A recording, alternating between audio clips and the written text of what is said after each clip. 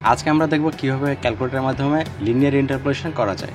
প্রথমে ক্যালকুলেটরের মোড বাটনটা দুইবার চাপতে হবে, তারপরে রিক্রিয়েশনের জন্য সেকেন্ড অপশানটা এটা সিলেক্ট করতে হবে, দেন লিনিয়ার ইন্টারপোলেশন, সো অন। এবার হচ্ছে আমাদের এই ডাটাটা ইনপুট দিতে হবে ক্যালকুলেটরে। প্রথম ডাটা কমা সেকেন্ড ডাটা, এরপর এম প্লাস বাটন। এভাবে দুইটা ডাটা ইনপুট দিতে হবে।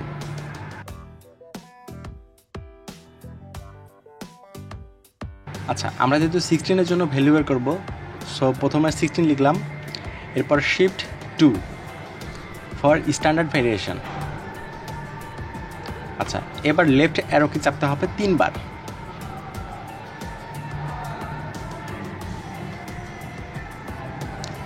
এবার 2। আচ্ছা, এটাই হচ্ছে আমাদের ইন্টারপোলেশন ভ্যালু।